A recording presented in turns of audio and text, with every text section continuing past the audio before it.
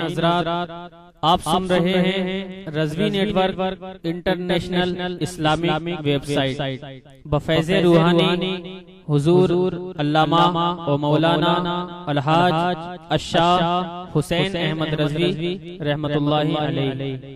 یہاں یوٹیوب پر جو بھی چیز اپلوڈ ہوتی ہے اس سے ہمارا مقصد اور مشن ایک ہی ہے کہ مسلک و مذہب کا تحفظ ہو، لوگ اپنے بزرگوں کے عقائد و افکار سے وابستہ رہیں، اور بالخصوص نوجوان نسل جو روز بروز نجدی ملاؤں اور صلح کلیوں کی گمراہ باتوں کو سن کر اپنا ایمان، اپنا عقیدہ خراب کر رہے ہیں، وہ ان کو پہچان کر مسلک اعلیٰ حضرت کو سمجھیں اور اپنے ایمان کو بچائیں۔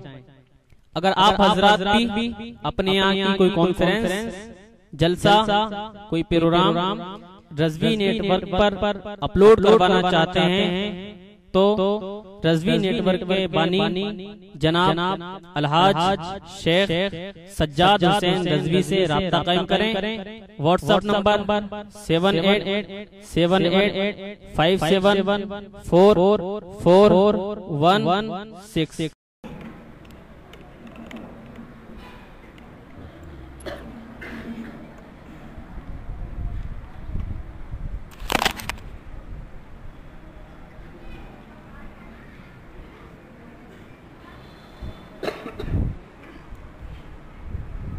عزیزان ملت اسلامیہ، السلام علیکم ورحمۃ اللہ تعالی وبرکاتہ۔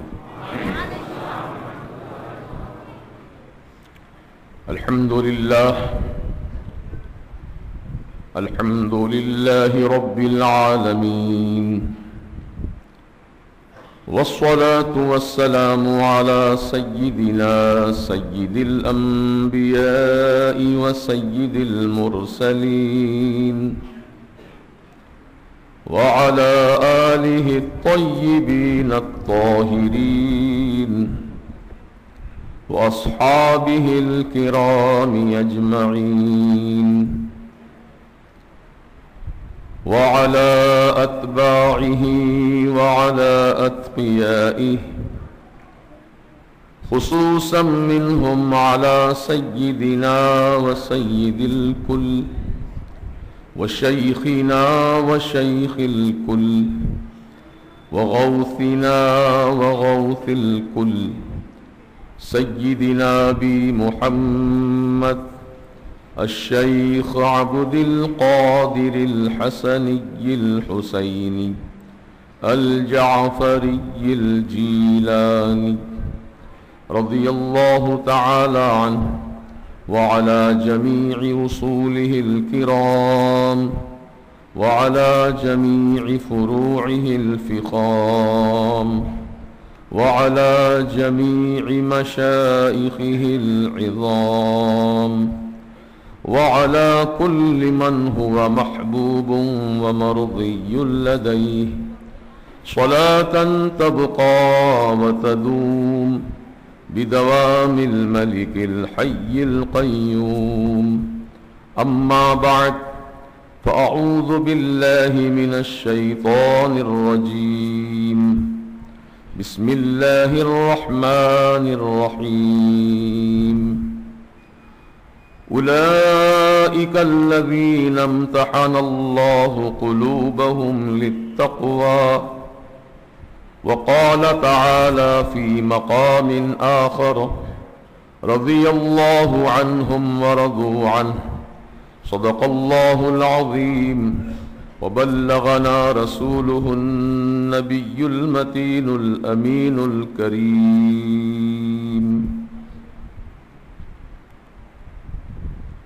بادائے توحید کے متوالو، خدائے لم یزل کی بارگاہ میں سجدہ شکرانہ ادا کرنے والوں، چادر نبوت کے زیر سایہ پرورش پانے والوں، عظمت خلفائے راشدین و صحابہ کرام رضوان اللہ تعالی علیہم اجمعین کی مقدس محفل میں شرکت کرنے والوں، آئیے ہم سب مل کر عقیدت اور محبت کے ساتھ कामिल तवज्जो और भरपूर वारफ्तगी के साथ हमारे और आपके सारी कायनात के आका व मौला मदनी दुल्हा ताजदार अरब व अजम साहिब लुत्फ़ व करम रहमतुल लिल आलमीन शफ़ीउल मुज़निबीन सरकार अबद करार सय्यिद अबरार व अख़यार अहमद मुख्तार मुहम्मदुर रसूलुल्लाह सल्लल्लाहु तबारक व तआला अलैहि व आलिहि व अस्हाबिहि व बारक व सल्लमा की बारगाह मुक़द्दसा में हदिया दुरूद व सलाम पेश करें। अल्लाहुम्मा सल्लि व सल्लिम व बारिक अला सय्यिदिना व शफ़ीइना व हबीबिना व नबिय्यिना व मौलाना मुहम्मदिन कमा तुहिब्बु व तर्दा बि अन तुसल्ली अलैहि सलातन व सलामन अलैका सय्यिदी या हबीबी या रसूलल्लाह सल्लल्लाहु तआला अलैहि वसल्लम। अल्लाह तबारक व तआला का ये कानून कुदरत है कि वो रब्बे कदीर अपनी कुदरत कामिला व हिकमत बालिगा से अपनी मखलूक़ात को पैदा किया और उन मखलूक़ात में एक मखलूक़ को दूसरी मखलूक़ पर बरतरी बुज़ुर्गी अता की। ये बात बिल्कुल वाज़ेह है और आप अच्छी तरह जानते हैं कि इस कायनात में हज़ारहा किस्म की लाखों अक़साम की मखलूक़ात मौजूद हैं।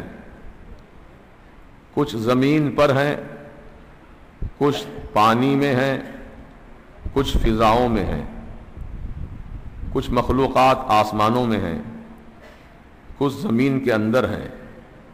गर्ज़ के जहाँ जहाँ भी जो मखलूक़ात हैं अल्लाह ताला ने सब मखलूक़ात को एक मकाम नहीं दिया, एक दर्जा नहीं दिया, बल्कि सब के दर्जात सब की हैसियतें जुदा जुदा हैं।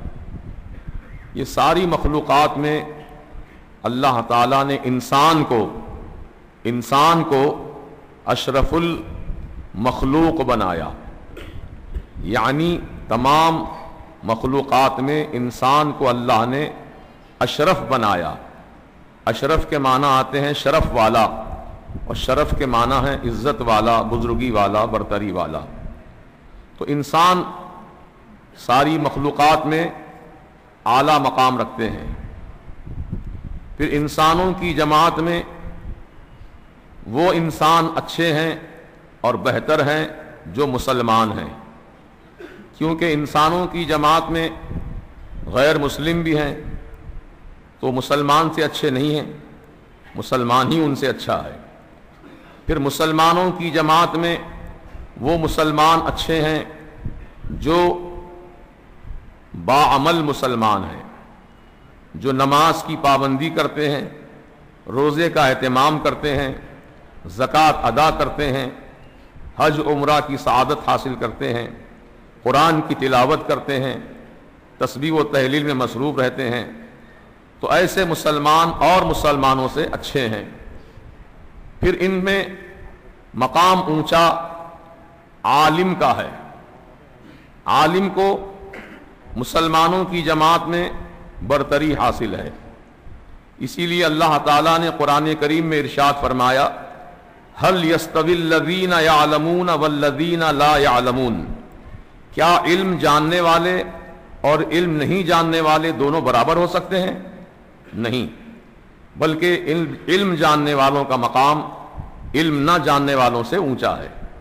ये बात बिल्कुल कुरान से साबित हो चुकी।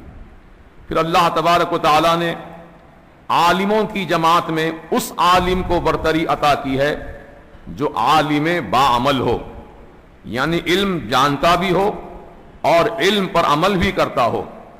ऐसा नहीं कि सिर्फ इल्म जान गया, इल्म हासिल कर लिया लेकिन अमल में सिफर है, तो वो आलिम अच्छा नहीं है, बल्कि वो आलिम अच्छा है जो इल्म जानने के साथ साथ अमल भी करता हो।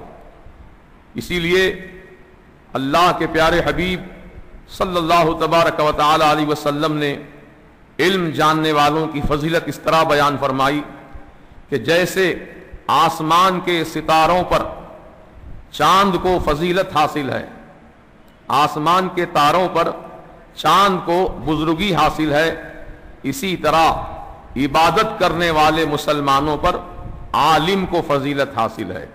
سبحان اللہ۔ تو یہ اللہ کے رسول کا فرمان ذیشان تھا جو آپ نے سماعت کیا۔ اب ان عالموں سے اونچا مقام جو ہے وہ ہے اولیاء کرام کا، یعنی جو اللہ کے ولی ہیں، اللہ کے محبوب اور مقرب بندے ہیں، وہ ان کا مقام عالموں سے بھی اونچا ہے۔ کون اللہ کے مقرب ہیں، کون اللہ کے ولی ہیں، اس کی تعریف کیا ہے مختصر طور پر سن لیجئے۔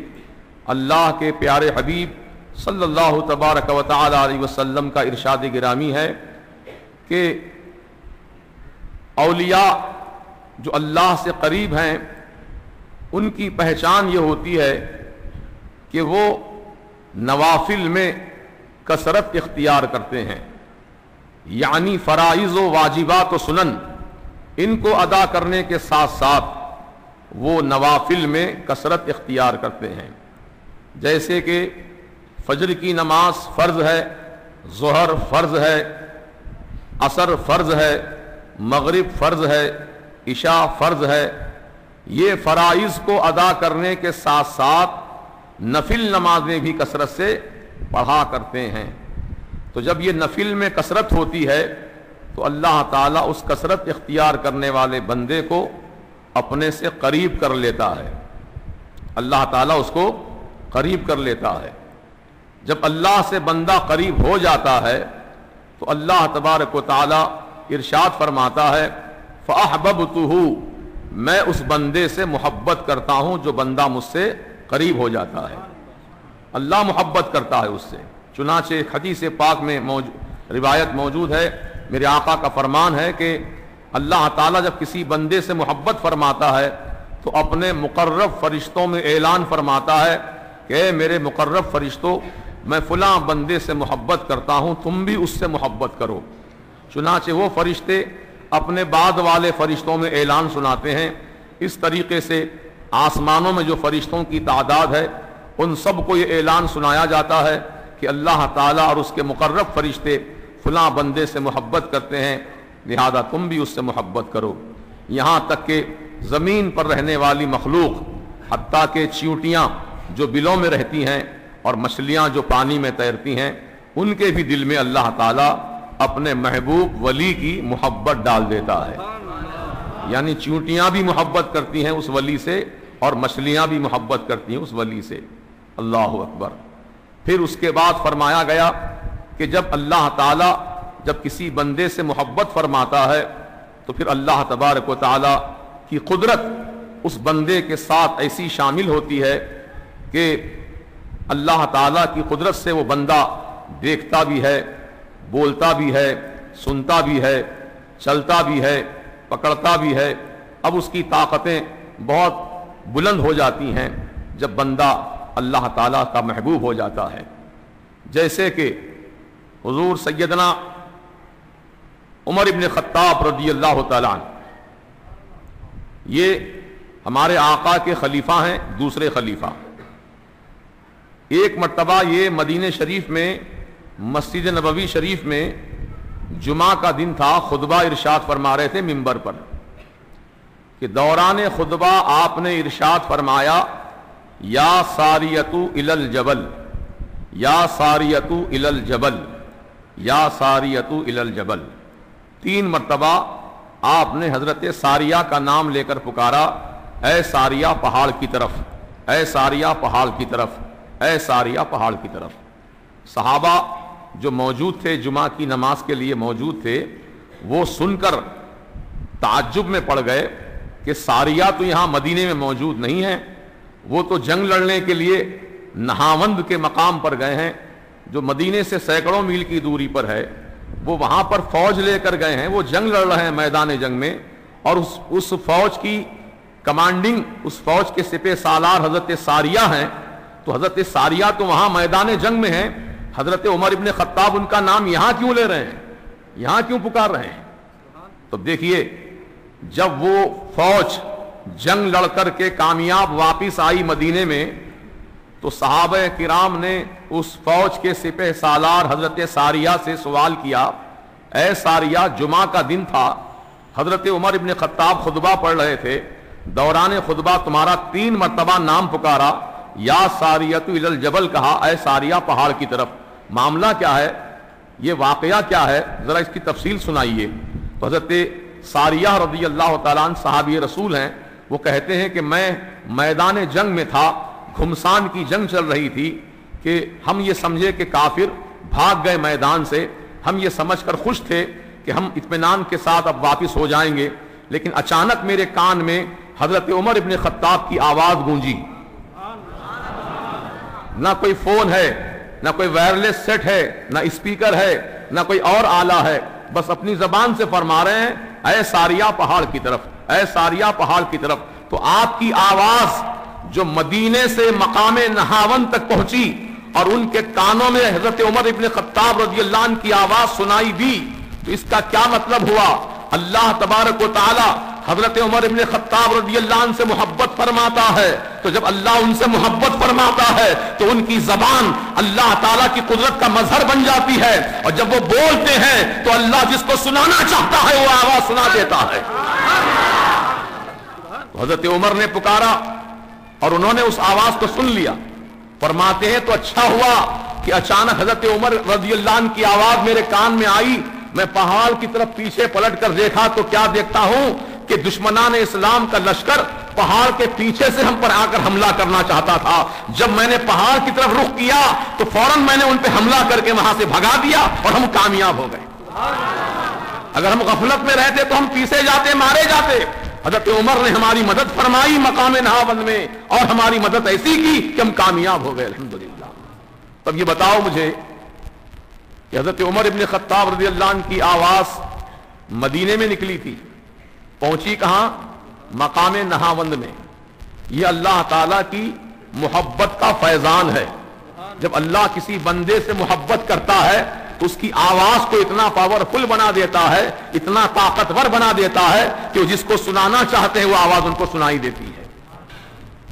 یہی ہے بات سمجھنے کی، اور قرآن سے بھی میں یہ بات ثابت کر سکتا ہوں کہ جب حضرت سلیمان علیہ السلام کا لشکر ایک جنگل سے گزر رہا تھا، ایک چیونٹیوں کا لشکر بھی جنگل سے جا رہا تھا، چیونٹیاں تھیں، اپنے بل میں سے نکل کر کہیں وہ غذا کی تلاش میں جا رہی تھی چیونٹیاں، تو چیونٹیوں کی جو ملکہ تھی اس نے اپنی تمام ساتھیوں سے کہا، اے چیونٹیوں جلدی جلدی اپنے اپنے بلوں میں داخل ہو جاؤ، کہیں ایسا نہ ہو کہ سلیمان علیہ السلام کا لشکر اپنے پیروں کے نیچے تم کو کھندل ڈالے، مل ڈالے، مسل ڈالے، کہیں تم ہلاک برباد ہو جاؤ گے، لہذا ان کا لشکر آنے سے پہلے پہلے تم اپنی بلوں میں داخل ہو جاؤ۔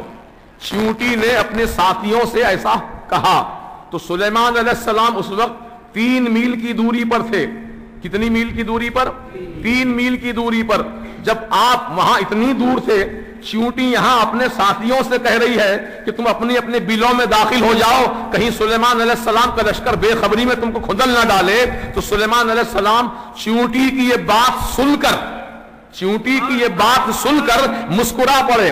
فتبسم ضاحکا، قرآن کریم کی آیت ہے، آپ مسکرا پڑے، ہنس پڑے، کہہ رہے چیونٹی کو اپنی جان کی کتنی پرواہ ہے کہ اپنے ساتھیوں سے کہہ رہی ہے کہ سلیمان علیہ السلام کا لشکر کہیں کچل نہ ڈالے ہم کو، جلدی جلدی بلوں میں داخل ہو جاؤ۔ تو یہ گفتگو سن کر سلیمان علیہ السلام مسکرا پڑے۔ تو چیونٹی جو بات کر رہی ہے، غور کیجئے، آپ چیونٹی کو اپنے ہتھیلی میں لے لیجئے، کوئی بھی چیونٹی ہو ہتھیلی میں لیجئے، کان کے قریب رکھ لیجئے، سنیے غور سے، کیا اس کے چلنے کی آواز آپ سن سکتے ہیں؟ کیا اس کے آواز کو آپ سن سکتے ہیں؟ ہمارے لیے یہ ممکن نہیں ہے، کیونکہ ہمارے کان اتنے طاقتور نہیں ہیں کہ ہم چیونٹی کی آواز سن لیں، کان کے قریب رکھ کر بھی نہیں سن سکتے۔ لیکن اللہ تبارک و تعالی جس کو چاہتا ہے، جس کو پسند فرماتا ہے، جس سے محبت فرماتا ہے، ان کے کان میں اتنا پاور عطا فرماتا ہے کہ وہ 3 میل کی دوری پر چیونٹی بات کر رہی ہے تو وہ بات کو سلیمان علیہ السلام سن رہے ہیں۔ یہ بات تو نبی کی شان معلوم ہوئی یہ تو نبی کی شان ہے کہ چونٹی کی آواز آپ نے 3 میل کی دوری پر سن لی، لیکن اس سے بھی زیادہ تعجب والی بات یہ ہے کہ سلیمان علیہ السلام کا لشکر 3 میل کی دوری پر تھا، اس لشکر کے چلنے کی آواز چونٹی نے یہاں سن لی. ہاں، لشکر کی آواز اتنی دور سے یہاں چونٹی نے سن لیا، تو بتاؤ چونٹی کے کان کو اللہ نے اتنا طاقتور بنا دیا تھا اس وقت کہ وہ چونٹی نے وہ ان کے چلنے کی آواز کو سن لیا یہاں پر. تو اللہ تبارک و تعالیٰ کی قدرت ہے. بولو اللہ کی قدرت ہے، وہ جس کو جیسا چاہتا ہے عطا فرماتا ہے. ہم کو اعتراض کرنے کا حق نہیں ہے یہ کیسے ہو سکتا ہے. اللہ چاہے تو سب ہو سکتا ہے، اور اللہ نہ چاہے تو کچھ نہیں ہو سکتا ہے. بولیے نا، اللہ چاہے تو سب ہو سکتا ہے، اللہ نہ چاہے تو کچھ نہیں ہو سکتا ہے. اسی لیے اللہ تعالیٰ کا فرمان ہے قرآن مجید میں، ان اللہ علی کل شیء قدیر. بے شک اللہ تعالیٰ ہر چاہے پر قادر ہے، جو چاہتا ہے وہ کرتا ہے. اللہ جو چاہتا ہے کرتا ہے، وہ قادر ہے، قدرت والا ہے، طاقتور ہے. اس کے لیے کوئی کام بھی مشکل نہیں ہے. اللہ کے لیے کوئی کام بھی مشکل نہیں ہے. اللہ تبارک و تعالی اپنے ولیوں سے جب محبت فرماتا ہے تو ان کی آواز میں اتنا پاور دیتا ہے کہ وہ سینکڑوں میل کی دوری پر رہنے والے صحابی حضرت ساریہ رضی اللہ عنہ کو آواز، حضرت عمر اپنی آواز وہاں تک پہنچا رہے ہیں. اچھا، یہ بات آواز کی ہی نہیں ہے بلکہ نگاہوں کا بھی یہ عالم ہے. غور کیجئے، نہاون کا مقام کوئی مدینے سے لگا ہوا نہیں ہے، مسجد نبوی کے سامنے کا میدان نہیں ہے جو دیکھ لیں کھڑے کھڑے وہاں سے، بلکہ سینکڑوں میل کی دوری پر ہے. نہ جانے کتنے جنگل ہیں بیچ میں، کتنے پہاڑ ہیں بیچ میں، کتنے ایسے چیزیں ہیں جو انسان ان چیزوں کو دیکھ نہیں سکتا ہے. نظر کے سامنے وہ چیزیں آڑ بن جاتی ہیں. لیکن اللہ تعالیٰ جب کسی بندے سے محبت فرماتا ہے تو اس کی آنکھ میں اتنی طاقت و قوت عطا فرما دیتا ہے کہ وہ رہ کر کہیں بھی کسی بھی مقام کو آسانی سے دیکھ لیتے ہیں. ہمارے آقا علیہ السلام نے فرمایا کہ میں اللہ تعالیٰ کی تمام کائنات کو ایسے دیکھتا ہوں جیسے کوئی اپنے ہاتھ کی ہتھیلی دیکھتا ہے. صرف ہتھیلی جب آپ اپنی نگاہوں کے سامنے رکھیں تو ہتھیلی کا کوئی حصہ بھی آپ سے چھپا ہوا نہیں رہتا، پوری ہتھیلی کلیئر کٹ نظر آتی ہے آپ کو. تو آقا فرماتے ہیں پوری دنیا کو میں ایسے دیکھتا ہوں جیسے ہتھیلی تم دیکھتے ہو. اور آقا علیہ الصلوۃ والسلام نے فرمایا صرف یہی نہیں بلکہ اس دنیا میں جو ہو رہا ہے اور جو ہونے والا ہے اس کو بھی دیکھ لیتا ہوں. یہ ہمارے آقا و مولا علیہ السلام کی نگاہ نبوت ہے، نگاہ نبوت ہے. تو اللہ کے رسول کے مقدس خلفاء جس میں سیدنا صدیق اکبر رضی اللہ تعالیٰ عنہ پہلے خلیفہ ہیں، حضرت عمر ابن خطاب رضی اللہ عنہ دوسرے خلیفہ ہیں، حضرت عثمان غنی رضی اللہ تعالیٰ عنہ تیسرے خلیفہ ہیں، حضرت علی مرتضی کرم اللہ تعالی وجہہ الکریم چوتھے خلیفہ ہیں. یہ خلفاء راشدین کہا جاتا ہے ان کو. خلفاء راشدین کے معنی رسول پاک کے نائب، رسول پاک کے جانشین، رسول پاک علیہ السلام کے وارث. یہ خلفاء راشدین ہیں جن کو اللہ تبارک و تعالیٰ نے اپنے نبی کی صحبت کے لیے اور نبی کی خلافت کے لیے منتخب فرمایا پوری کائنات میں سے. اسی لیے قرآن کریم کا ارشاد ہے اولئک الذین امتحن اللہ قلوبہم للتقوی. یہی وہ لوگ ہیں صحابہ جن کے دلوں کو اللہ نے چن لیا. آپ اچھا اچھا چنتے نا، جیسے آپ کوئی چیز مارکیٹ میں خریدنے گئے ہیں تو آپ ہر اچھی چیز کو چن کر نکالتے ہیں، چھانٹ چھانٹ کے نکالتے ہیں.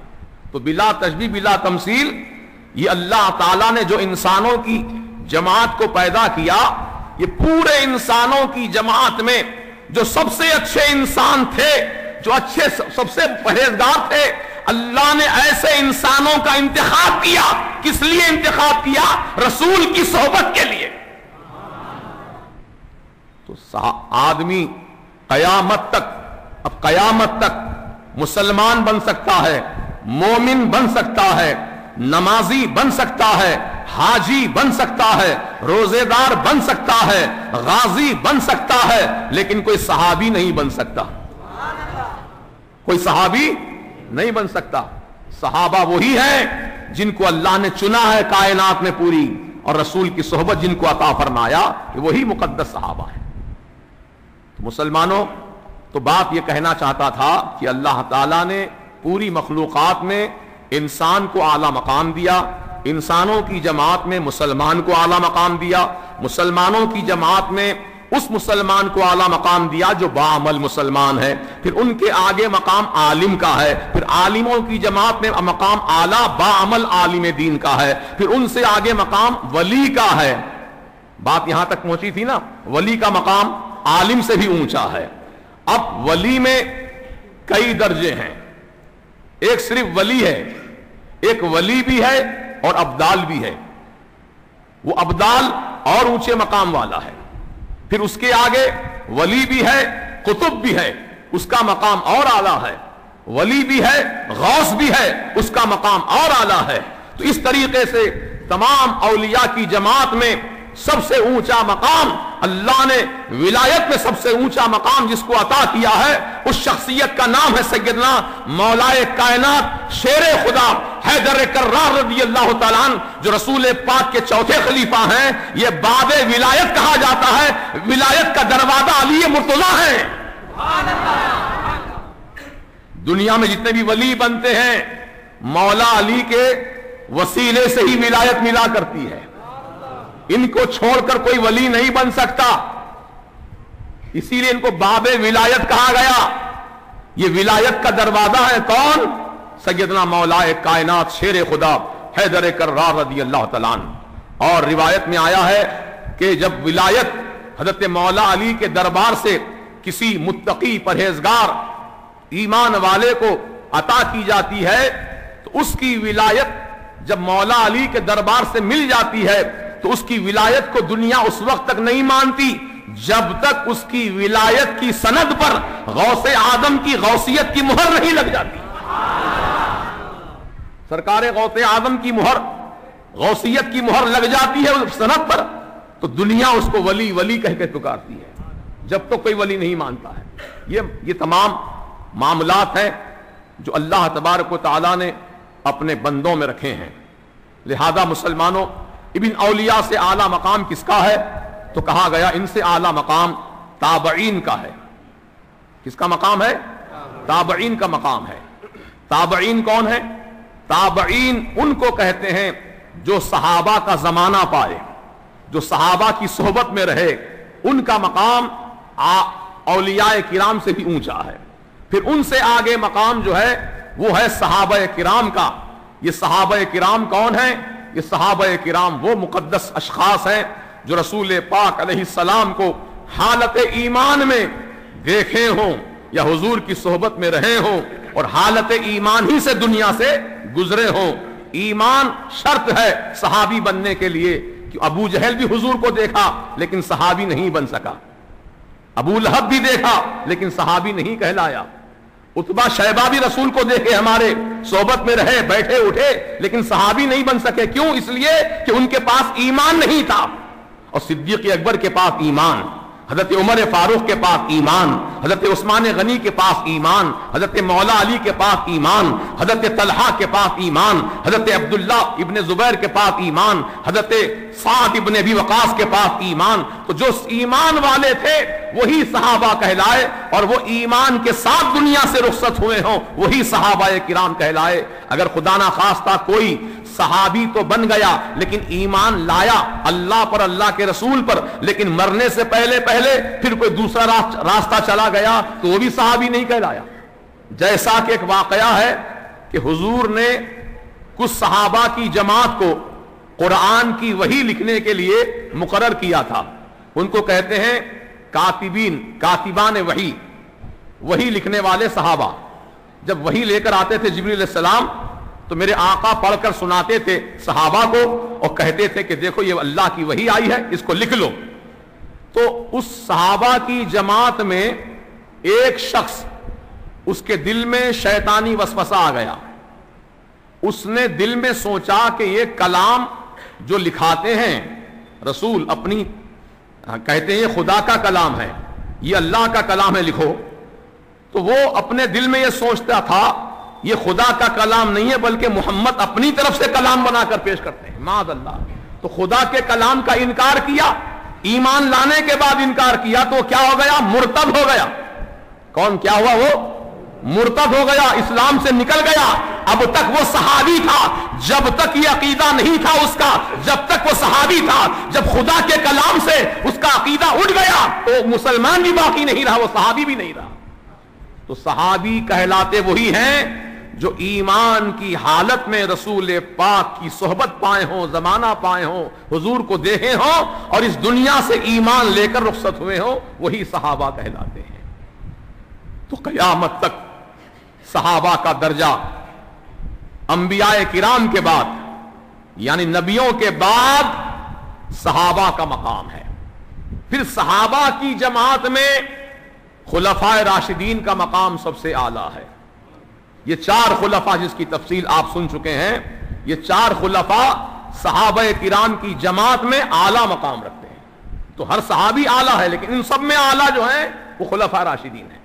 پھر چاروں خلفاء میں افضلیت سیدنا ابو بکر صدیق رضی اللہ تعالیٰ عنہ کو حاصل ہے، اسی لیے ہر خطیب منبر رسول پر جمعہ کے دن کھڑے ہو کر خطبہ یہی پڑھتا ہے، افضل البشری بعد الانبیاء بالتحقیق امام المتقین امیر المؤمنین سیدنا ابی بکر صدیق رضی اللہ تعالیٰ عنہ، نبیوں کے بعد اگر کوئی افضل انسان ہے، نبیوں کے بعد اگر کوئی افضل انسان ہے وہ امام المتقین ہے، وہ امام الصادقین ہے، سیدنا ابو بکر صدیق رضی اللہ عنہ کی ذات بابرکت ہے۔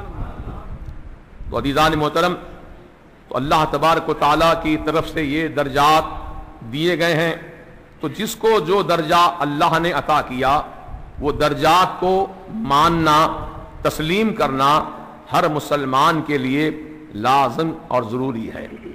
اگر ہم سب کو ایک جیسا سمجھتے ہوں تو ہماری اپنی غلطی ہوگی، بہت بڑی بھول ہوگی۔ اللہ تبارک و تعالیٰ نے ان کو افضلیت اور مقام بلند عطا فرمایا ہے، لہذا ہم صحابہ کرام کو اللہ کی مخلوقات میں اونچا مانے، پھر صحابہ کی جماعت میں خلفاء راشدین کو اونچا مانے، پھر خلفاء کی جماعت میں سیدنا صدیق اکبر رضی اللہ عنہ کو سب سے اونچا مانے، پھر ان کے بعد کا درجہ حضرت عمر فاروق رضی اللہ عنہ کا ہے، پھر ان کے بعد کا درجہ حضرت عثمان غنی رضی اللہ عنہ کا ہے، پھر ان کے بعد کا درجہ سیدنا مولائے کائنات شیر خدا حیدر کرار رضی اللہ عنہ کا ہے۔ اب دیکھیے سرکار نے مسجد نبوی شریف کی بنیاد رکھی۔ مدینہ شریف میں جو آج سرکار کی مسجد کہلاتی ہے مسجد نبوی شریف، جب اس مسجد کو آقا نے بنانا چاہا تو سب سے پہلے آقا نے اس مسجد کی بنیاد میں اپنی طرف سے پتھر رکھا، پھر سیدنا صدیق اکبر کو بلایا، فرمایا ابو بکر تم پتھر رکھو، دوسرا پتھر سیدنا صدیق اکبر سے رکھوایا، تیسرا پتھر سیدنا عمر ابن خطاب رضی اللہ عنہ سے رکھوایا، چوتھا پتھر سیدنا عثمان غنی رضی اللہ عنہ سے رکھوایا، اور پانچواں پتھر حضرت مولا علی سرکار سے رکھوایا۔ تو ترتیب رکھوانے کی بھی دیکھیے سرکار نے کس طرح ترتیب بار جو ہے پتھر رکھوائے، سنگ بنیاد رکھوائی آپ نے مسجد نبوی کی۔ سب سے پہلے حضور نے رکھا، پھر حضور کے بعد سیدنا صدیق اکبر نے رکھا۔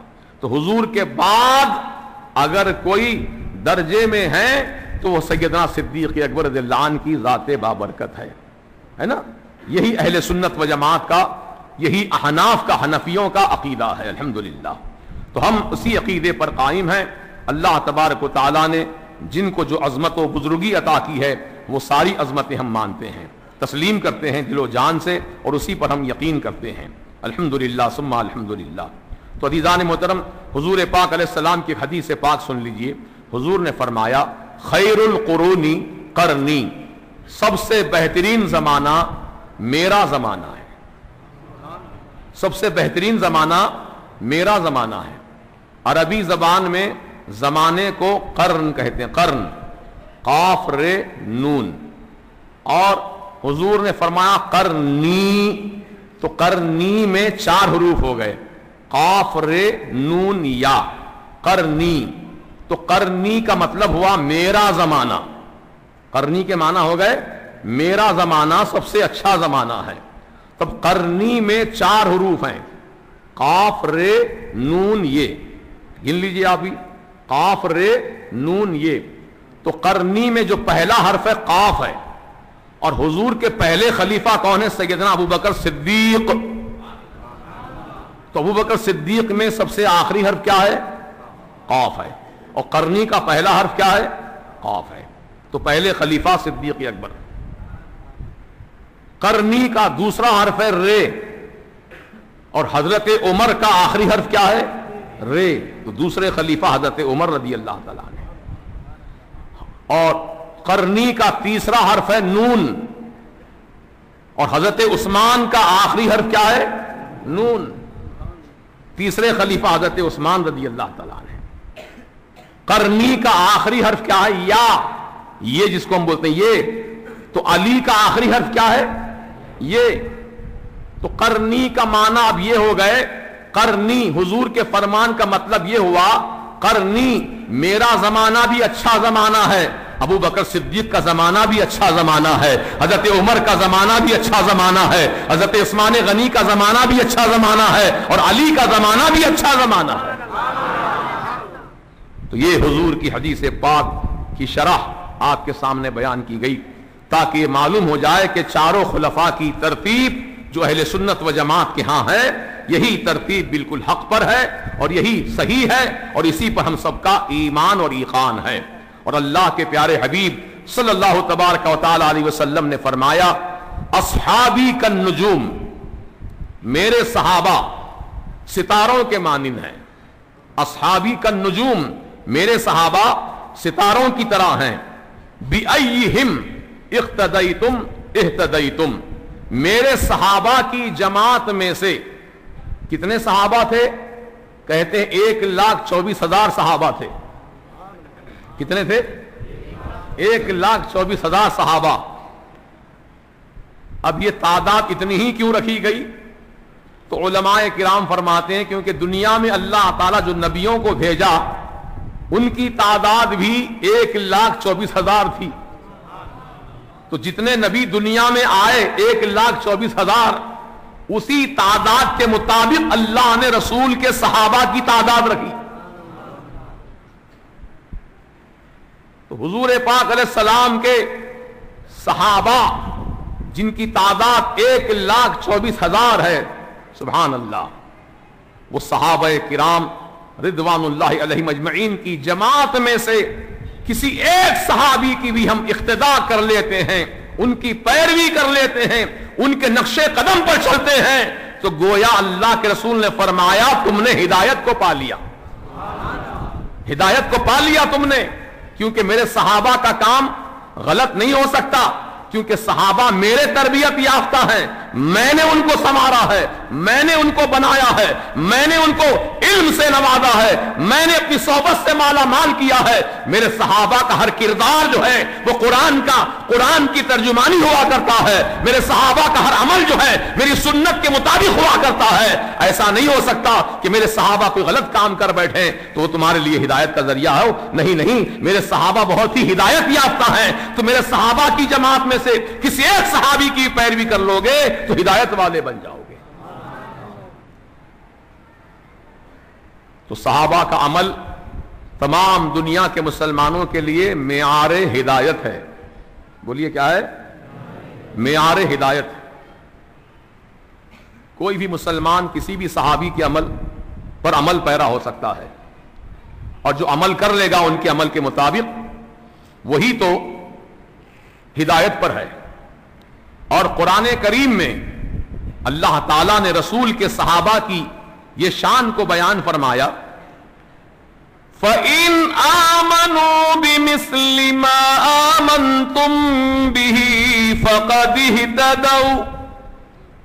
فَإِنْ آمَنُوا، اگر تم ایمان لاؤ، بِمِثْلِ ان کی طرح، مَا آمَنْتُمْ بِهِ جو صحابہ ایمان لائے، صحابہ کے ایمان کی طرح اگر تم بھی اپنا ایمان رکھتے ہو، فَقَدِ اهْتَدَوْا تو تحقیق تم ہدایت والے ہو گئے. یہ اللہ نے صحابہ کی تعریف قرآن کریم میں فرمایا ہے کہ ان جیسا عقیدہ، ان جیسا ایمان ان جیسا تقوی، ان جیسی پرہیزگاری، ان جیسا عمل جو بھی اختیار کرے گا مسلمان وہ ہدایت والا ہو جائے گا۔ تو آج ہم کو سخت ضرورت ہے اسی بات کی کہ ہم صحابہ کرام رضوان اللہ علیہم اجمعین کے طریقہ پاک پر عمل پیرا ہوں اور ان کی زندگی کو اپنے لیے مشعل راہ بنائیں، ان کے طریقے کو اپنے لیے آئیڈیل بنائیں اور ان کے مطابق اپنا عقیدہ بھی رکھیں اور ان کے مطابق عمل بھی کریں، تو انشاءاللہ ہم ہدایت والے ہو جائیں گے۔ کتنی پیاری بات ہے، غور کیجئے۔ اللہ تبارک و تعالی ہم سب کو توفیق رفیق عطا کرے کہ ہم صحابہ کرام کا جیسا ایمان اور عقیدہ تھا ویسا ہی ہمارا ایمان اور عقیدہ ہو، اور ان کا جیسا عمل تھا ہم بھی کوشش کریں کہ ان کے عمل کو اپنائیں اور ان کی طرح زندگی گزاریں۔ صحابہ کرام کا عمل کیا تھا، اللہ سے کیسے ڈرتے تھے صحابہ؟ آؤ ایک مثال آپ کے سامنے دیتا ہوں۔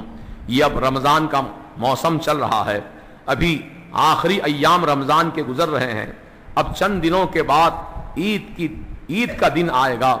سب لوگ ابھی سے پورا مہینہ خریداری میں لگے ہیں، بازار کھچا کھچ بھرے ہیں خریداروں سے، کوئی کچھ خرید رہا ہے، کوئی کچھ خرید رہا، عید کی تیاری میں لگے ہیں، اچھے اچھے کپڑے بنائے جا رہے ہیں، عمدہ عمدہ لباس سلوائے جا رہے ہیں، اچھا اچھا عطر خریدا جا رہا ہے، کھانے پینے کا سامان جمع کیا جا رہا، عید کے دن یہ کھائیں گے، عید کے دن یہ پیئیں گے، عید کے دن یہ پہنیں گے، عید کے دن گھر کو سجائیں گے، عید کے دن ایسا کریں گے، عید کے دن ویسا کریں گے۔ ایک مہینے سے پروگرامنگ چل رہی ہے ہماری آپ کی، لیکن پوچھو حضرت سیدنا عمر ابن خطاب رضی اللہ تعالیٰ عنہ سے، جب عید کا دن آیا تھا، رمضان کی عید کا دن تھا، سب لوگ عیدگاہ جانے کی تیاری میں ہیں، غسل کر رہے ہیں، کپڑے نئے نئے پہن کر، خوشبو لگا کر، بن سنور کر عیدگاہ کو جانے کی تیاری میں لگے ہیں، لیکن سیدنا عمر ابن خطاب رضی اللہ تعالیٰ عنہ اپنے مکان کے حجرے میں بیٹھ کر دروازوں کو کھڑکیوں کو بند کر لیا اور زارو قطار اپنے رب کو یاد کر کے رو رہے ہیں، اپنے رب کو یاد کر کے رو رہے ہیں۔ اتنا روئے کہ سیدنا عمر ابن خطاب کو ہچکیاں لگ گئیں، زارو قطار روتے رہے۔ صحابہ نے گھر کے باہر رونے کی آواز سنی تو مجمع جمع ہو گیا کہ امیر المومنین آج عید کے دن آخر رو کیوں رہے ہیں؟ رونے کی وجہ کیا ہے؟ آج تو خوشی کا دن ہے، آج تو مسرت کا دن ہے، آج تو اللہ کی بارگاہ میں سجدہ شکرانہ ادا کرنے کا دن ہے، لیکن ایسے مبارک دن میں حضرت عمر کی آنکھوں میں آنسو کیوں آ گئے ہیں؟ وجہ پوچھی لوگوں نے، دروازے کے پاس سے ہی وجہ پوچھی کہ حضور آج تو عید کا دن ہے، مسرت و انبساط کا دن ہے، آج خوشیوں کا دن ہے، آپ کی آنکھوں میں آنسو کیسے ہیں؟ حضرت عمر ابن خطاب فرماتے ہیں، ارے میرے لیے تو عید کا دن وہ دن ہوگا جب کہ میرا عمل، میرے اعمال خدا کی بارگاہ میں قبول ہو جائیں گے۔ کیسا تقویٰ ہے ان کا، کیسی پرہیزگاری ہے ان کی۔ آج ہمارے پاس کچھ بھی نہیں ہے، پھر بھی ہم بڑے بھرے میں رہتے ہیں کہ ہم سب کچھ ہیں۔ خدا کی قسم یہ ہمارا یہ سوچنا کس انداز کا سوچنا ہے، اور صحابہ کا سوچنا کس انداز کا سوچنا تھا کہ میرے اعمال جب خدا کی بارگاہ میں مقبول ہو جائیں گے تو وہ دن میرے لیے عید کا دن ہوگا۔ سبحان اللہ۔ عزیزان محترم، عید مناؤ، ضرور مناؤ، خوشی مناؤ، کیونکہ میرے آقا کی سنت ہے۔ خوشی منانا رمضان کی 30 دن یا 29 دن کی تکمیل پر، یہ اللہ تعالیٰ کا فرمان ہے، وَلِتُكْمِلُوا الْعِدَّةَ وَلِتُكَبِّرُوا اللَّهَ عَلَى مَا هَدَاكُمْ وَلَعَلَّكُمْ تَشْكُرُونَ۔ جب رمضان کی گنتی پوری ہو جائے تو تم اللہ تعالیٰ کا شکریہ ادا کرو اور رب تعالیٰ کی کبریائی بیان کرو۔ اللہ اکبر، اللہ اکبر، لا الہ الا اللہ واللہ اکبر، اللہ اکبر وللہ الحمد۔ اللہ کی تعریف کرتے رہو، اللہ کا ذکر کرتے رہو عید کے دن خصوصیت کے ساتھ۔ بھولنا نہیں اللہ کو، عید کے دن بھی اپنے مولا کو یاد کرتے رہنا، اس کا ذکر کرتے رہنا، اس کی تکبیر بیان کرنا، اس کی بڑائی بیان کرنا۔ گھر سے نکلو تو پڑھتے جاؤ اللہ اکبر، اللہ اکبر، لا الہ الا اللہ واللہ اکبر، اللہ اکبر وللہ الحمد۔ عیدگاہ کو جانے تک، عید کی نماز جہاں پہ ہو رہی ہے وہاں تک پہنچنے تک اللہ کا کبریائی بیان کرتے جاؤ، اور جب نماز میں بھی کھڑے ہو جاؤ تو اللہ اکبر، اللہ بہت بڑا ہے، اللہ اکبر، اللہ بہت بڑا ہے، اللہ اکبر، اللہ بہت بڑا ہے۔ روزانہ کی نمازوں میں ہم ایک مرتبہ ہاتھ باندھ کے کھڑے ہو جاتے ہیں اللہ اکبر، لیکن عید کی نماز میں ہر رکعت میں 3 مرتبہ اللہ اکبر زیادہ کہنا ہے، 6 تکبیرات کو زیادہ کہنا ہے، کیونکہ رب کا حکم ہے کہ آج عید کا دن ہے تو مجھے بھولنا نہیں، مجھے اور زیادہ یاد کرنا۔ تو مسلمانوں، یہ مسلمانوں کی عید ہے کہ ہم اللہ تعالیٰ کا ذکر خوب کثرت سے کریں. ہم ان لوگوں کی طرح، ان قوموں کی طرح نہیں ہیں کہ عید کے دن پینا کھانا، موج مستی کرنا، رنگ رنیا کرنا، گناہوں میں پڑ جانا. یہ نہیں ہے مسلمانوں کی عید. مسلمانوں کی عید یہ ہے کہ مسلمان خدا تعالیٰ کی بارگاہ میں سجدہ شکرانہ ادا کر کے اللہ کی کبریائی بیان کرتے ہیں، اللہ کی بزرگی بیان کرتے ہیں، تو اللہ پاک ان بندوں سے راضی ہوتا ہے، خوش ہوتا ہے جو اس کو یاد رکھتے ہیں، یاد کرتے ہیں. پھر پروردگار عالم رمضان کی پورے مہینے کی جو آپ نے محنت کی ہے، اس محنت کا صلہ رب العالمین اپنے روزے دار بندوں کو، اطاعت گزار بندوں کو، فرما بردار بندوں کو، عاشق رسول جو ہیں اللہ کے چاہنے والے، رسول کے چاہنے والے، رسول کے آل پاک کے چاہنے والے، صحابہ کے چاہنے والے، خلفاء راشدین کے چاہنے والے، ان چاہنے والوں کو رب العالمین اپنی رحمتوں سے مالا مال فرماتا ہے. تو ہم آج عہد کر کے اٹھیں یہاں سے انشاءاللہ کہ عید کے دن بھی ہم اللہ کو نہیں بھولیں گے، بلکہ اللہ تعالیٰ کثرت سے یاد کریں گے. بولیے انشاءاللہ. اللہ کا ہم خوب ذکر کریں گے، اور اللہ تعالیٰ کا ذکر اس طرح کرو، اس طرح ذکر کرو دل کی گہرائیوں سے، صرف زبان کے اوپر نہیں، دل سے ذکر ہو. اپنے مولا کو قلب کی گہرائیوں سے یاد کرو، کیونکہ رب ہمارا خالق ہے. بولو وہ رب ہمارا خالق ہے، پیدا کرنے والا ہے. وہ رب ہمارا رازق ہے، ہم کو روزی دینے والا ہے. وہ رب ہم کو تندرستی دیا، صحت و عافیت دیا، ہم کو روپیہ پیسہ دیا، دھن دولت دیا، کاروبار دیا، آل اولاد دیا، رہنے کے لیے مکان دیا، تجارت کے لیے سامان دیا. کتنے نعمتیں رب تعالیٰ نے عطا کی ہیں. ہر ایک نعمت پر رب کا شکریہ واجب ہے. اللہ کا خوب شکریہ ادا کرتے رہو، اللہ کا خوب ذکر کرتے رہو. اسی لیے قرآن کریم میں اللہ تعالیٰ جا بجا اپنا ذکر کرنے کی توفیق، اپنے ذکر کرنے کا حکم اپنے بندوں کو عطا فرمایا. کہیں رب کا فرمان ہے فَاذْكُرُونِي أَذْكُرْكُمْ وَاشْكُرُوا لِي وَلَا تَكْفُرُونَ. بس میرے بندو تم مجھے یاد کرو، میں تم کو یاد کروں گا. تم میرا ذکر کرو، میں تمہارا ذکر کروں گا. یہ اللہ پاک فرما رہا ہے. تم میرا چرچا کرو، میں تمہارا چرچا کروں گا. تم مجھے یاد رکھو، میں تمہیں یاد رکھوں گا. تم انسانوں کی محفل میں یاد کرو، میں فرشتوں کی محفل میں یاد کروں گا. تم زمین پر یاد کرو، میں عرش عظیم پر یاد کروں گا. سبحان اللہ. یہ کیسی مہربانی ہے رب تعالیٰ کی کہ اپنے بندوں کو حکم بھی فرما رہا ہے کہ مجھے یاد کرو، میں بھی تم کو یاد کروں گا. اگر اللہ یاد نہ بھی فرمائے ہم گناہگاروں کو تو ہم پوچھنے کے حقدار نہیں ہے کہ اللہ ہم کو تو نے کیوں یاد نہیں کیا. اللہ تعالیٰ کی مہربانی ہے کہ ہم ذکر کرنے والوں کو یاد فرما لیتا، یہ اس کی مہربانی ہے. ہم کو پوچھنے کا حق نہیں ہے، یہ اللہ تعالیٰ کا کرم ہے. لہذا اللہ تعالیٰ جب اعلان فرما دیا ہے قرآن میں کہ تم میرا ذکر کرو، میں تمہارا ذکر کروں گا، تو اللہ جو فرما دیا ہے وہ یقیناً وہی فرماتا ہے، وہی کرتا ہے. اس کے خلاف نہیں ہوتا، وعدہ خلافی نہیں فرماتا اللہ تعالیٰ. ہم آپ وعدہ خلافی کر لیتے ہیں، لیکن اللہ تعالیٰ کا وعدہ خلاف نہیں ہوتا ہے، بلکہ اللہ نے جو وعدہ کر لیا اپنے بندوں سے اس کا وعدہ پورا ہو کر رہے گا. ومن اصدق من اللہ قیلا. اللہ تعالیٰ سے سچی بات اور کس کی ہو سکتی ہے؟ ومن اصدق من اللہ حدیثا. اللہ سے بڑھ کر اچھی بات کہنے والا اور کون ہو سکتا ہے؟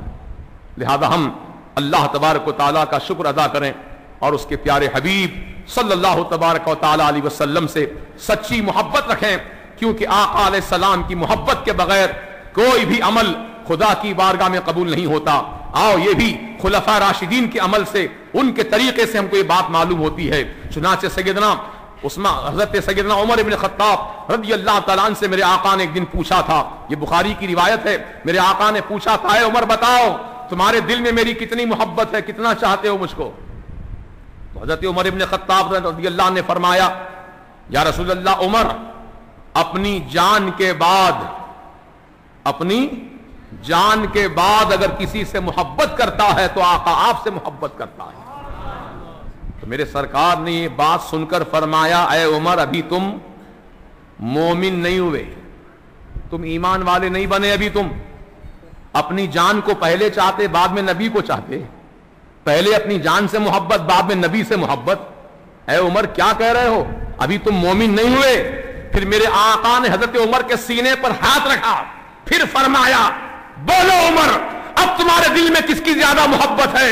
تو تو حضرت عمر پکار اٹھے یا رسول اللہ، عمر کے سینے میں، عمر کے دل میں اگر اپنی جان سے بھی زیادہ کسی کی محبت ہے تو آقا آپ کی محبت ہے، آپ کی محبت ہے، آپ کی محبت ہے۔ تو آقا جھوم کر فرماتے ہیں الآن یا عمر، الآن یا عمر، الآن یا عمر، اے عمر اب تو ایمان والا ہوا، اب تو ایمان والا ہوا۔ نعرہ تکبیر، نعرہ رسالت۔ محمد کی محبت دین حق کی شرط اول ہے صلی اللہ تعالی علیہ وسلم۔ درود پاک پڑھ لینا آقا کا نام سن کر۔ محمد کی محبت دین حق کی شرط اول ہے صلی اللہ تعالی علیہ وسلم۔ اگر اسی میں ہو خامی تو سب کچھ نامکمل ہے۔ اگر محبت رسول میں کمی ہے تو ایمان کمزور ہے۔ اللہ تعالی ہم سب کو رسول پاک علیہ السلام کی محبت میں اضافہ فرمائے، ہر لمحہ ہر پل ہمارے رسول سے محبت میں اضافہ ہوتا رہے۔ بقول میرے اعلی حضرت عظیم البرکت مجدد دین و ملت امام عشق محبت، امام عشق و محبت امام احمد رضا فاضل عجم و عرب رسول کے ایسے سچے چاہنے والے تھے، فرماتے ہیں جان و دل ہوش و خرد سب تو مدینے پہنچے، جان دل ہوش خرد سب تو مدینے پہنچے، تم نہیں چلتے رضا سارا تو سامان گیا۔ پھر ایک جگہ فرماتے ہیں کہ مورا تن من دھن سب پھونک دیا۔ کہاں پھونکا؟ پھونکنے کے معنی ہے جلا دینا۔ میرا تن یعنی جسم، میرا من میرا دل، میرا دھن میری دولت، سب میں نے رسول کی محبت میں پھونک دیا، فنا کر دیا سب رسول کی محبت نے۔ مورا تن من دھن سب پھونک دیا، یہ جان بھی پیارے جلا جانا۔ یا رسول اللہ یہ جان بھی آپ کی محبت میں جل کر خاک ہو جائے، آپ کی محبت میں جل کر خاک ہو جائے تو میں سمجھوں گا کہ میں عشق میں کامیاب ہو گیا، محبت میں کامیاب ہو گیا۔ ایسا عشق ہونا چاہیے، 100 گز واروں 1 گز نہ پھاڑوں، یہ محبت نہیں ہے۔ سچی محبت یہ ہے کہ رسول پاک علیہ الصلوۃ والتسلیم کی محبت میں اپنی ہر محبوب ترین چیز کو قربان کرتے چلے جاؤ، قربان کرتے چلے جاؤ، کیونکہ رسول پاک علیہ السلام کی محبت ہی سے انسان کا ایمان کامل و مکمل ہوتا ہے، اور جب ایمان کامل ہوتا ہے تو اس میں تقوی بھی پیدا ہوتا ہے، پرہیزگاری بھی پیدا ہوتی ہے، پھر صحابہ کے جذبے جیسا جذبہ اس کے دل میں ابھرتا ہے، اور پھر وہ رسول پاک علیہ السلام کے مقدس صحابہ کے نقش قدم پر عمل پیرا ہوتا ہے۔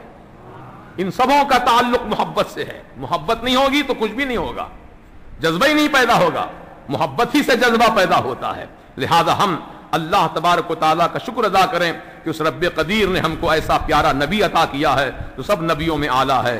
اللہ کے رسول علیہ السلام کے مقدس صحابہ ایسے مقدس صحابہ ہیں جن کی عظمتوں کا تذکرہ رب نے قرآن کریم میں جا بجا فرمایا ہے، اور اللہ کا فرمان ہے رضی اللہ عنہم ورضوا عنہ، یہ صحابہ ہیں جن سے اللہ تعالیٰ راضی ہو گیا اور اللہ سے صحابہ راضی ہو گئے۔ اللہ تعالیٰ صحابہ سے راضی ہو گیا اور صحابہ اللہ سے راضی ہو گئے۔ یہ دنیا ہی میں اللہ تعالیٰ نے اپنی رضا سے ان کو نواز دیا ہے، اور 10 صحابہ ایسے ہیں، صحابہ کی جماعت میں 10 صحابہ ایسے ہیں جن کے بارے میں دنیا کی زندگی ہی میں یہ خوشخبری سنا دی گئی کہ تم جنتی ہو۔ اے ابو بکر تم جنتی ہو، اے عمر تم جنتی ہو، اے عثمان تم جنتی ہو، اے علی تم جنتی ہو، اے سعد تم جنتی ہو، اے ابو سعید تم جنتی ہو۔ عشرہ مبشرہ صحابہ کہتے ہیں 10 صحابہ کرام کو اللہ کے رسول نے اس دنیا کی زندگی میں ہی خوشخبری عطا فرما دی کہ تم جنتی ہو، تم جنتی ہو، تم جنتی ہو۔ یہ ان کو جنتی کا سرٹیفکیٹ دنیا ہی میں مل گیا، تو اللہ تعالیٰ جب ان کو جنتی بنا دیا تب یہ جہنم میں تو جائیں گے نہیں، جنت میں ہی جائیں گے نا۔ اب ان کو عمل نہیں کرنا چاہیے تھا، نمازیں نہیں پڑھنا چاہیے تھا، ہم تو جنتی ہو گئے اب کیا ہے ہم کو، لیکن نہیں، جنتی کی سند ملنے کے باوجود خلفاء راشدین یہ عشرہ مبشرہ صحابہ عمل میں اور زیادتی اختیار کرنے لگے، اور زیادہ تڑپنے لگے، اور زیادہ محبت میں مچلنے لگے، اور زیادہ عمل میں زیادتی اختیار کرنے لگے۔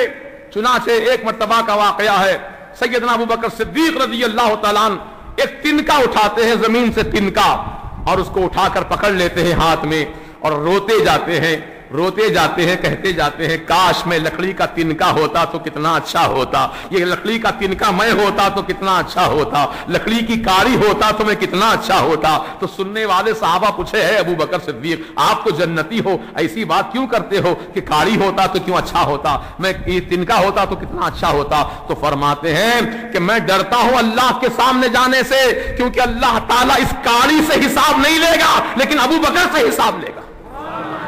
دیکھو آپ کیسا خوف پیدا ہوا دل میں۔ کبھی دیکھا چڑیاں چہچہا رہی ہیں، چڑیاں چہک رہی ہیں، کہاں؟ کسی درخت پہ بیٹھ کے چڑیاں چہچہا رہی ہیں، تو صدیق اکبر کبھی چڑیوں کو دیکھ کر کہتے ہیں کاش میں چڑیا ہوتا تو کتنا اچھا ہوتا۔ یہ کیونکہ چڑیا جب تک زندہ ہے، جب یہ مر جائیں گے تو مٹی بنا دیے جائیں گے، ان سے حساب کتاب اللہ لینے والا نہیں ہے چڑیوں سے، لیکن اللہ ابو بکر سے حساب لینے والا ہے۔ جب اللہ مجھ سے حساب لے گا تو میں کیسے اس کی بارگاہ میں حساب پیش کروں گا؟ میں ڈرتا ہوں اس دن سے اللہ کی بارگاہ میں حاضر ہونے سے۔ اللہ اکبر! ہم لوگ کتنے بے خوف ہیں، کتنے بے خوف ہو کے زندگی گزار رہے ہیں، جبکہ صحابہ کو جنت کی سند یہی مل گئی، اس کے باوجود خوف خدا کا یہ عالم ہے، تو ہم کو کتنا ڈرنا چاہیے اللہ تعالیٰ سے۔ یہ تمام باتیں اس لیے بیان کی جاتی ہیں تاکہ ہمارے دل میں بھی خوف خدا پیدا ہو، عشق رسول کا جذبہ بیدار ہو، اور ہم زندگی ایسی گزاریں کہ جس سے اللہ راضی ہو، اللہ کے رسول راضی ہوں۔ دنیا میں آج گناہوں کا سیلاب ہے، آپ دیکھتے نہیں، خاص کر نوجوان نسل بگڑتی جا رہی ہے۔ سیل فون آج ہر ایک کے ہاتھ میں ہے، یہ ایک ضرورت کی چیز تھی لیکن لوگوں نے اس کا استعمال غلط شروع کر دیا۔ کسی کا بھی نمبر مل گیا تو بس اسی سے اپنا تعلق بڑھانے لگے، چاہے وہ لڑکی کا نمبر ہو یا کسی شادی شدہ عورت کا نمبر ہو۔ نمبر پہ ایک مرتبہ بات ہوگی کسی نوجوان کی تو روز فون کرتا ہے، روز تنگ کرتا ہے، روز چھیڑ چھاڑ کرتا ہے۔ بتاؤ تو صحیح، کیا یہ اسلامی طریقہ ہے؟ معاذ اللہ! کیا یہ تعلیمات اسلام ہے؟ معاذ اللہ! ہرگز نہیں، ہرگز نہیں۔ ارے اپنی ماں بہن کا خیال کر لینا۔ اگر کوئی میری ماں کو غیر آدمی بات کرے فون پر تو تمہارا خون کیسے جوش مارے گا؟ تمہاری جوان بہن سے اگر کوئی دوسرا نوجوان فون پہ بات کر کے فحش کلامی کرے تمہارا خون کیسا جوش مارے گا؟ تم دوسروں کی ماں بہن کے تعلق سے بھی ایسا ہی خیال کرنا۔ کیونکہ میرے سرکار کی بارگاہ میں ایک نوجوان آیا تھا، آ کر کہنے لگا یا رسول اللہ مجھے زنا کی اجازت دیجئے، میں زنا کرنا چاہتا ہوں۔ صحابہ کرام نے تلواریں کھینچ لیں، حضور سے زنا کی اجازت مانگتا ہے؟ کتنی بے ادبی کی بات ہے، کتنی بڑی گستاخی اس نے کی رسول کی بارگاہ میں آ کر۔ صحابہ سے برداشت نہ ہوا، تلواریں کھینچ لی میانوں میں سے۔ اللہ کے رسول کی طرف دیکھنے لگے صحابہ، حضور کیا فرماتے ہیں؟ اب حضور یہ فرمائے کہ گردن مار دو اس گستاخ کی، تم فوراً اٹھیں گے مار ڈالیں گے اس کو۔ لیکن میرے آقا کی رحمت کی شان دیکھو، میرے سرکار فرماتے ہیں بیٹھ جاؤ، تلواروں کو سب اپنے اندر رکھ لو، بیٹھ جاؤ سب۔ اس نوجوان سے کہا ادھر آ، بیٹھ جا، میرے قریب آ جا۔ وہ نوجوان کو حضور نے اپنے قریب بٹھایا، اتنا قریب بٹھایا روایت میں آیا کہ حضور کے دونوں گھٹنوں کے درمیان اس نوجوان کا گھٹنا تھا۔ یہ حضور کے دونوں گھٹنوں کے بیچ میں اس نوجوان کا گھٹنا تھا، اتنا قریب کر کے بٹھایا حضور نے۔ پھر حضور نے اس کے سینے پر ہاتھ رکھ کے فرمایا، یہ ہاتھ رکھنا کیوں ہوتا حضور کا؟ کہ حضور کے ہاتھ میں اتنی برکتیں ہیں کہ دل کی دنیا بدل جاتی ہے، دل کی دنیا آباد ہو جاتی ہے۔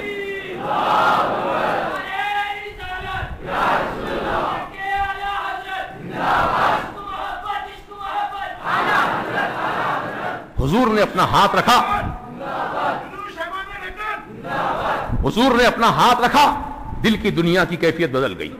پھر آقا نے فرمایا بول، تو جس سے زنا کرنا چاہتا ہے کوئی عورت ہی سے تو نہ؟ کہا ہاں عورت سے زنا کرنا چاہتا ہوں۔ عورت یا تو کسی کی ماں ہوگی، یا کسی کی بیٹی ہوگی، یا کسی کی بہن ہوگی، یا کسی کی بیوی ہوگی۔ عورت کے 4 ہی روپ ہیں، ماں، بیٹی، بہن، بیوی۔ عورت کے 4 روپ ہوتے ہیں، ان میں سے کوئی نہ کوئی ایک ضرور ہوگی۔ تو جس عورت کے ساتھ بھی زناکاری کرنا چاہتا ہے یا تو کسی کی ماں ہوگی، یا کسی کی بہن ہوگی، یا کسی کی بیٹی ہوگی، یا کسی کی بیوی ہوگی، ان 4 میں سے کوئی ایک ہوگی ضرور۔ تو نوجوان نے سر ہلایا، ہاں یہ 4 میں سے کوئی نہ ایک ہوگی ضرور۔ تو حضور نے پھر فرمایا اگر کوئی تیری ماں کے ساتھ منہ کالا کرے تو کیا تو برداشت کرے گا؟ کہا ہرگز نہیں۔ اگر کوئی تیری بیٹی کے ساتھ منہ کالا کرے تو تو برداشت کرے گا؟ ہرگز نہیں۔ پھر میرے آقا نے فرمایا کوئی تیری بہن کے ساتھ منہ کالا کرے تو کیا تو برداشت کرے گا؟ ہرگز نہیں۔ پھر آقا نے فرمایا کوئی تیری بیوی کے ساتھ منہ کالا کرے تو کیا تو برداشت کرے گا؟ ہرگز نہیں۔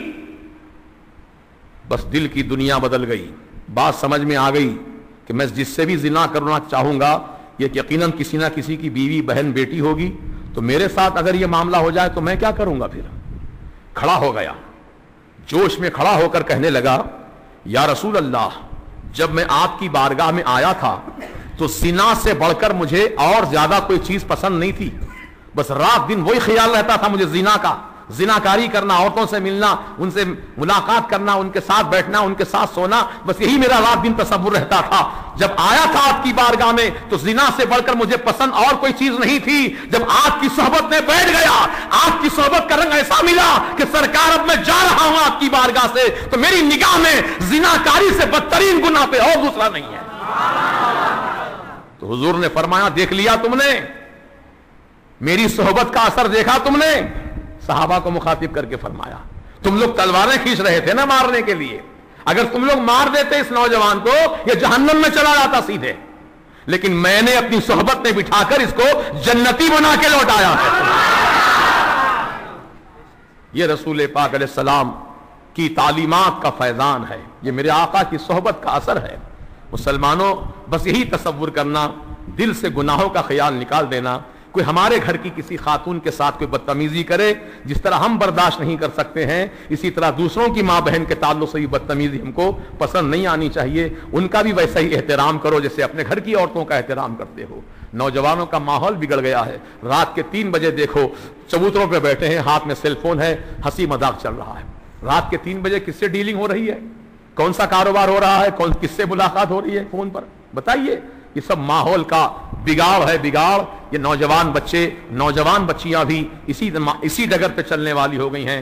کاش کہ اللہ تعالی ہم سب کے دلوں میں خوف پیدا فرما دے اور ہم ڈریں اللہ سے، اس دن سے ڈریں جب اللہ تعالیٰ کی بارگاہ میں ہم سب کو حاضر ہونا ہے اور رب قدیر کا معاملہ ایسا ہوگا کہ رتی رتی کا، ذرے ذرے کا ہم سے حساب کتاب لے گا۔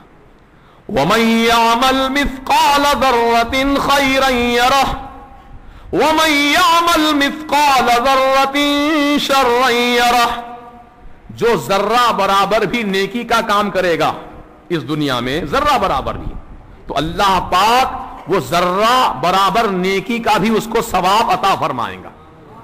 اے میرے بندے تو نے ذرہ برابر نیکی کی لے، اس کا ثواب یہ ہے۔ وَمَن يَعْمَلْ مِثْقَالَ ذَرَّةٍ شَرًّا يَرَهُ، اور جو ذرہ برابر برا کام کرے گا، برا کام، تو اللہ پاک اس برے کام کا ہی بدلہ اس کو دکھائے گا۔ اللہ کے پاس انصاف ہے، عدل ہے، وہ نا انصافی نہیں کرتا ہے، کسی پہ ظلم نہیں کرتا ہے، اس کے پاس عدل و انصاف ہے، وہ رب قدیر ہے۔ لہذا اللہ سے ڈرو اور اپنے دل میں خوف خدا پیدا کرو۔ یہ رمضان کے مہینے میں ہم لوگ اللہ کی طرف متوجہ ہو گئے، نمازوں کا اہتمام کرنے لگے، روزوں کا اہتمام کرنے لگے، ہماری زبان پر جھوٹ نہیں آیا، ہماری زبان پر غیبتیں نہیں آئیں، ہماری زبان پر شکوے شکایتیں نہیں آئیں۔ تو رمضان کے مہینے میں جیسے ہم لوگ پرہیزگاری کے کام کرتے رہے، رمضان کا مہینہ گزرنے کے بعد بھی ایسے ہی ہم پرہیزگار بن کے رہیں، متقی بن کے رہیں، گناہوں سے بچیں، اور وہ چاہے چھوٹا گناہ ہو کہ بڑا گناہ ہو، ہر گناہ سے اجتناب کریں تو انشاءاللہ اللہ تبارک و تعالی ہم سب کو آخرت میں کامیابی عطا فرمائے گا۔ تو یہ چند مفید باتیں تھیں جو آپ کی خدمت میں رکھی گئیں۔ اب یہ ساری باتوں کو ذہن میں محفوظ رکھیے اور عمل کیجئے، انشاءاللہ عمل سے ہی انسان کی زندگی نکھرتی ہے، انسان کی زندگی سنورتی ہے۔ ایمان اور عمل یہ دونوں چیزیں بنیاد ہیں، ایمان بھی ہو عمل بھی ہو، ایمان کے ساتھ عمل ہو تو اللہ تعالیٰ کی بارگاہ میں وہی اعمال مقبول ہیں، اور رب تبارک و تعالیٰ ان اعمال صالحہ کا بدلہ ایمان والوں کو ضرور عطا فرمائے گا۔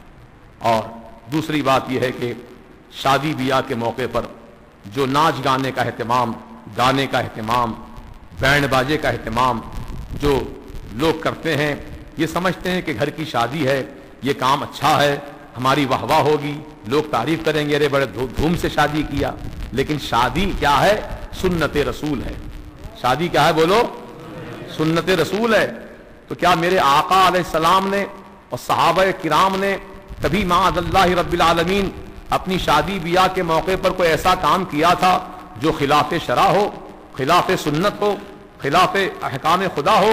نہیں نہیں، بلکہ بالکل سیدھے سادھے انداز میں انہوں نے شادیاں کی.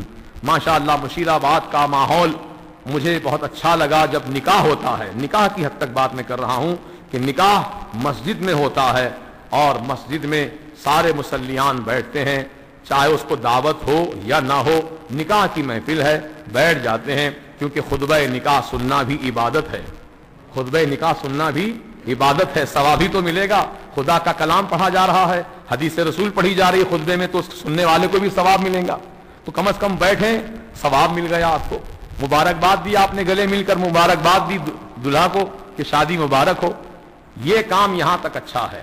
اب اس کے بعد کے جو دوسرے مرحلے شروع ہوتے ہیں تو وہ اس میں ہم کو اس بات کا پورا خیال رکھنا ہے کہ کوئی ایسا کام ہرگز نہ ہو جس سے اللہ اور اس کے رسول کی ناراضگی ہوتی ہو.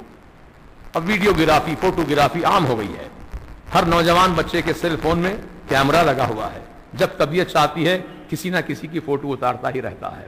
یاد رکھو میرے آقا علیہ السلام نے فرمایا ہے کہ قیامت کے دن سب سے زیادہ عذاب تصویر بنانے والے کو دیا جائے گا. جو آرٹسٹ ہے، مصور، فوٹوگرافر، ویڈیوگرافر، جو بھی ہے، سب سے زیادہ عذاب اس تصویر بنانے والے کو اللہ دیں گا. اور اللہ تعالی غضبناک ہوگا ان پر اور ان سے کہا جائے گا تو نے میری برابری کی بندے، تصویر بنانا، صورت بنانا تو میرا کام ہے، تو کاغذ پر تصویر بنا کر میری برابری کیا. میں تو انسان کو پیدا کیا، صورت بنایا، انسان کو زندگی دی، اس کے جسم میں روح ڈالی، میں نے زندہ کیا، اس کو چلنے پھرنے والا بنا دیا، بولنے والا بنا دیا، دیکھنے والا بنا دیا. تو تصویر بنایا میری طرح تو اس کے اندر روح ڈال، زندہ کر اس تصویر کو. ہے کسی میں اتنی ہمت جو تصویر کو زندہ کر کے دکھا دے؟ جان ڈال سکتا ہے تصویر میں؟ ہے کسی کے قابو میں جان؟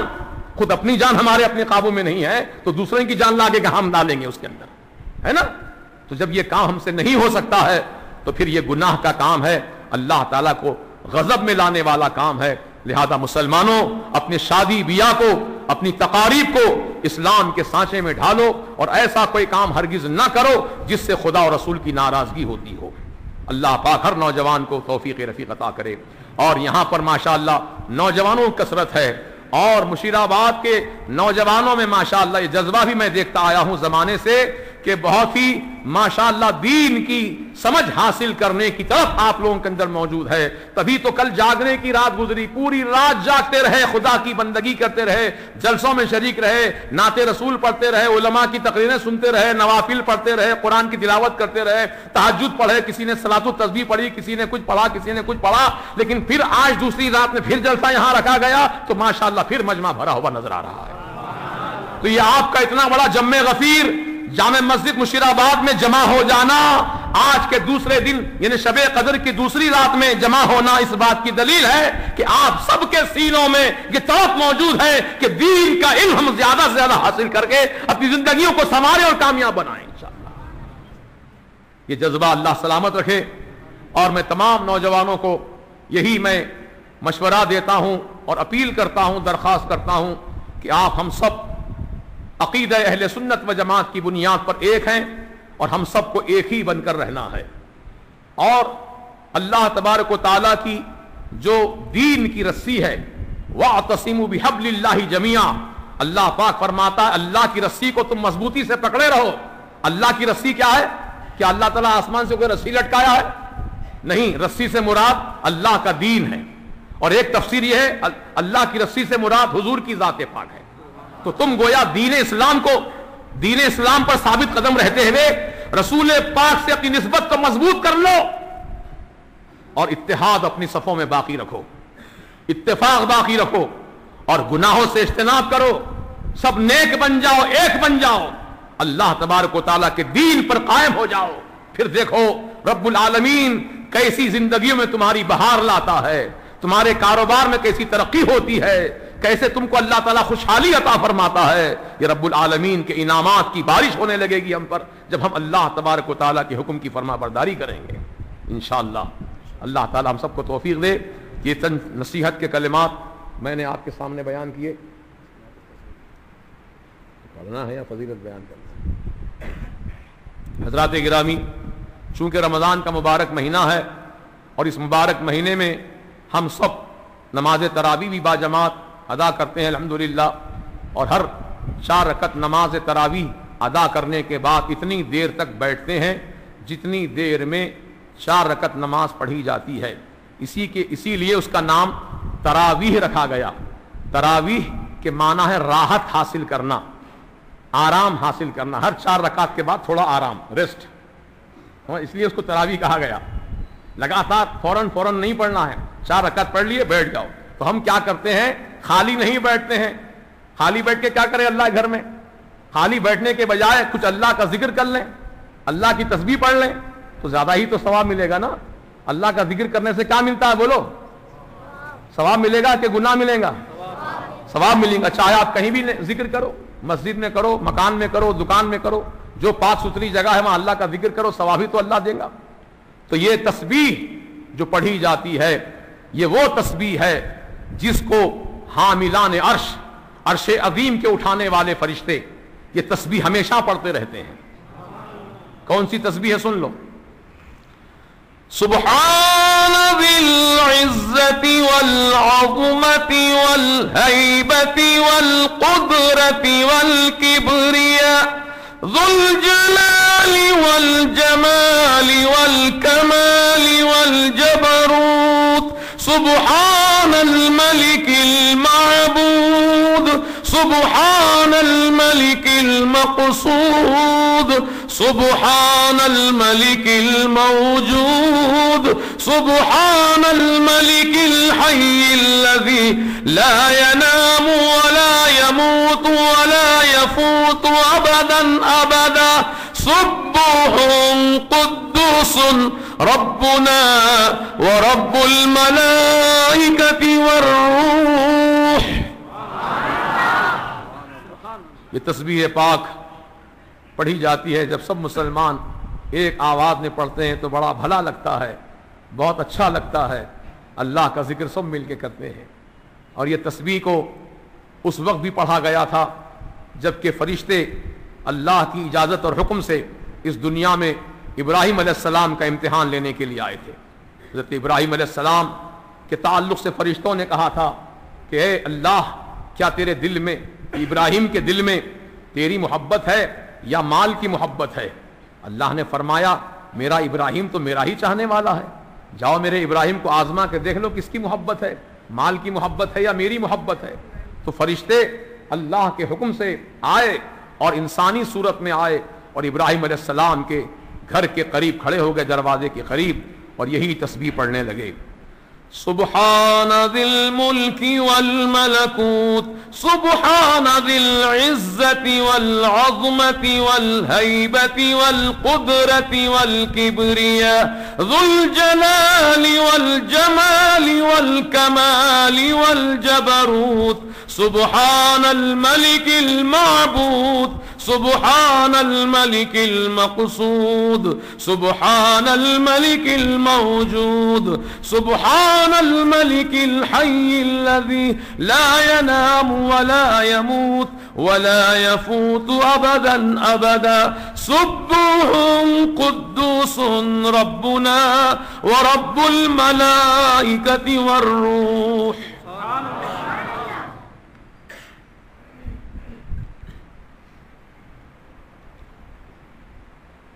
अब एक फरमाइश पूरी होती नहीं दूसरी फरमाइश आ जाती। तो पहले बता देना मेरे को क्या क्या बोलना है, सब थोड़ा थोड़ा बोल देता, ख़त्म हो जाती बात। दुरूद पाक पढ़ लीजिए। अल्लाहुम्मा सल्ली अला सय्यिदिना व नबीना मौलाना मुहम्मदिन व आलिहि व सल्लम अजमईन सलातु व सलामुन अलैका या रसूल। हज़रात गिरामी, तो ये तस्बीह पाक को जब सुना हज़रत इब्राहीम अलैहिस्सलाम ने तो आप तशरीफ़ लाए, बाहर निकले घर के, देखा कि चंद लोग खड़े हैं कि जो तस्बीह पढ़ के सुना रहे हैं। तो आपने फरमाइश की, जैसे आपने फरमाइश की आज तस्बीह पढ़ के सुनाइए। تو اللہ کے خلیل نے بھی ان سے کہا کہ اللہ کے بندو میرے پروردگار کی تسبیح بڑے پیارے انداز میں پڑھ رہے تھے، ایک مرتبہ سنا دو ذرا، میں سننا چاہتا ہوں۔ تو کہا اے اللہ کے خلیل کیا آپ کو اللہ سے، اللہ کے ذکر سے محبت ہے؟ کہا کیوں نہیں، اللہ ہی کی محبت میرے دل میں ہے۔ تو کہا محبت اللہ کی ہے تو لاؤ اللہ کی محبت کا ثبوت پیش کرو، کچھ دلیل پیش کرو۔ تو کہا کیا دلیل دوں میں آپ کو؟ تو کہا لاؤ خدا کا دیا ہوا جو مال تمہارے پاس ہے وہ خدا کی راہ میں خرچ کرو، ہم تم کو تسبیح سنائیں گے۔ تو اس وقت آپ کے گھر میں بکریوں کا بہت بڑا ریوڑ تھا، بہت بڑا مندہ تھا بکریوں کا۔ آپ نے اس مندے کو 3 حصوں میں تقسیم کیا، ایک بڑا کپا اٹھا کر لائے، بکریوں کا مندہ ہانک کر، اور کہا لو یہ بکریاں میں نے سب تمہیں حوالے کر دیا، اللہ کی راہ میں خیرات میں دیا، میرے پروردگار کی تسبیح سناؤ۔ ابھی تسبیح سنتے جا رہے ہیں اور خیرات دیتے جا رہے ہیں، تسبیح سنتے جا رہے ہیں، خیرات دیتے جا رہے ہیں، یہاں تک کہ ساری بکریاں آپ نے خیرات میں دے دی، اب دینے کو کچھ بھی نہیں بچا۔ پھر بھی تمنا کرتے ہیں ایک بار اور سنا دو۔ کہتے ہیں آنے والے کہتے ہیں سائل کہ اللہ کی خلیل اب تو آپ نے گھر کی پوری دولت ہم کو دے دیا خیرات میں، اب تو کچھ بچا ہی نہیں دینے کے لیے، اب کیا خیرات کریں گے آپ، ہم کیسے سنائیں تسبیح آپ کو؟ تو کہا یہ بکریوں کے اب تم مالک ہو گئے نا، میں خادم بن کر بکریوں کو چراؤں گا، تم میرے مولا کی تسبیح سناتے جانا۔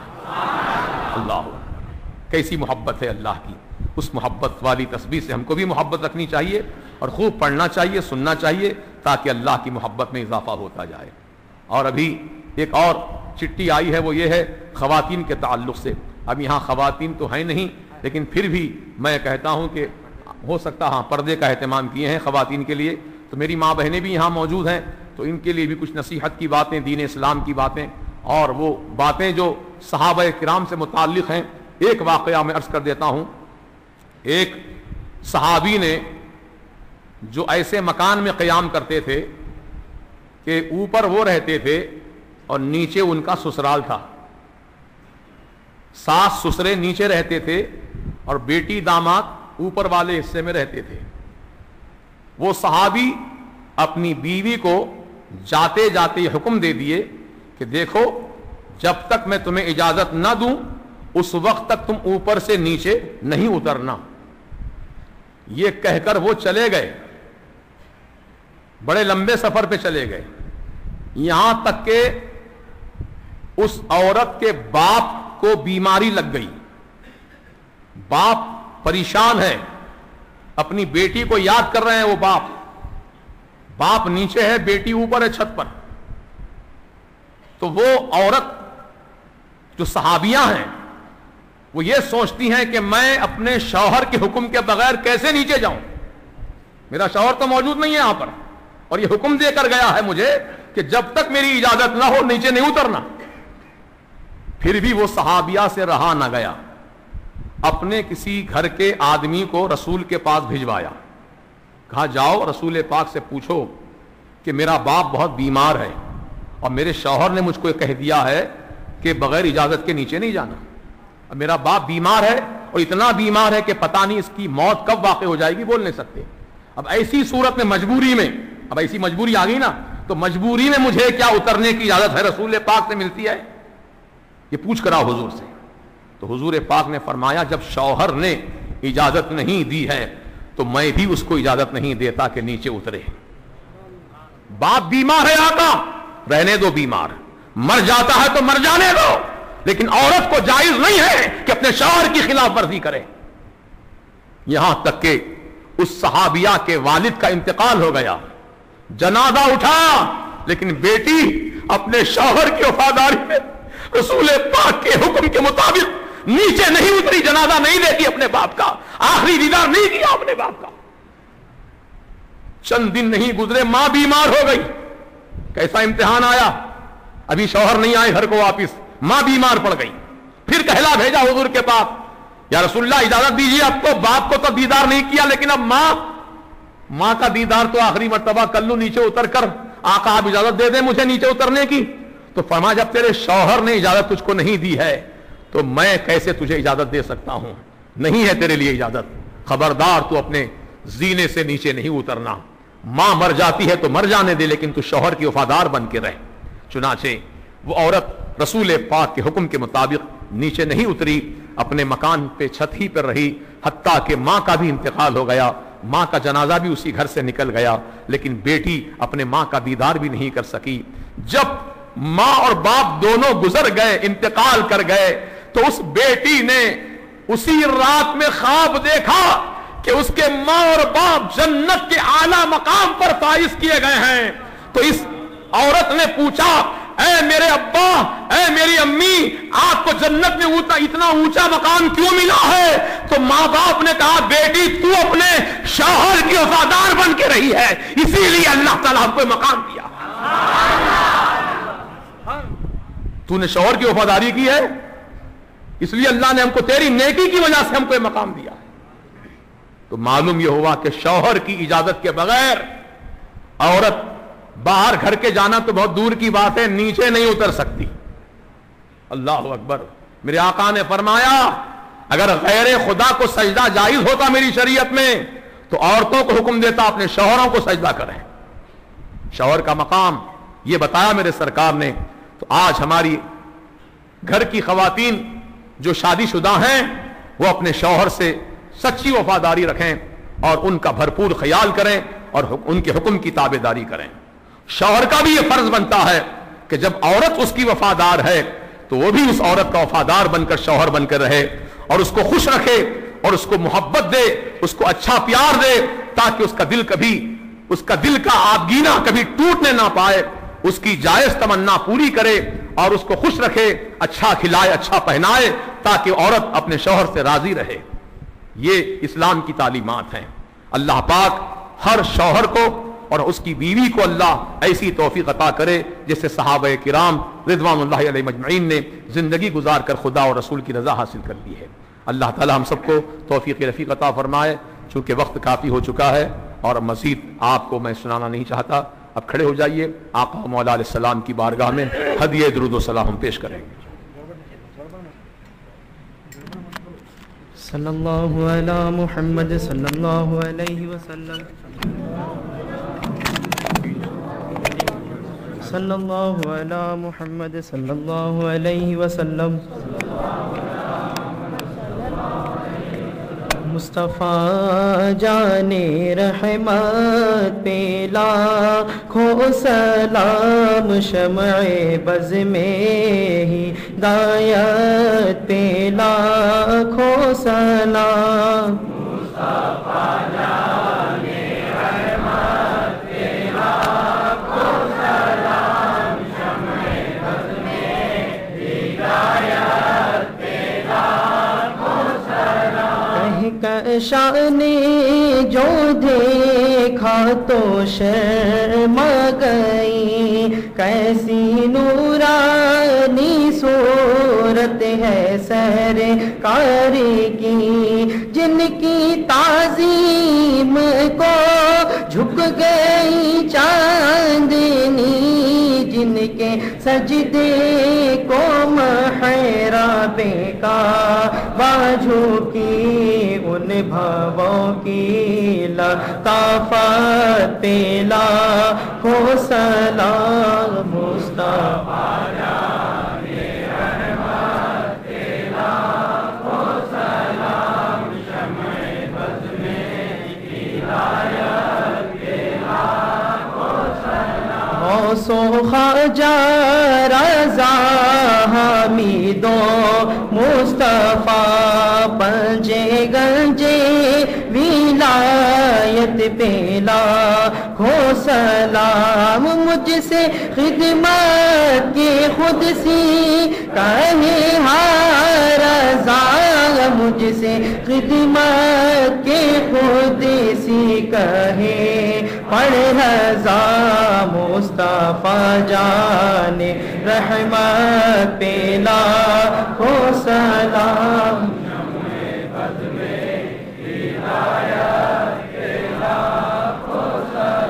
یہ مجھے تیرے در کا حد نہ گدا، لیکے کاسا فقیروں کی صف میں کھڑا، تڑپ کر مچل کر دے رہا ہے صدا، سیدی مرشدی مصطفیٰ خارزہ ان کی نورانی صورت پہ لاکھوں سلام مصطفیٰ جان رحمت پہ لاکھوں سلام شمع بز میں ہدایت پہ لاکھوں سلام الصلاة والسلام علیکہ رسول اللہ الصلاة والسلام علیکہ نبی اللہ الصلاة والسلام علیکہ حبیب اللہ وعلی آلک واصحابک وازواجک وذریاتک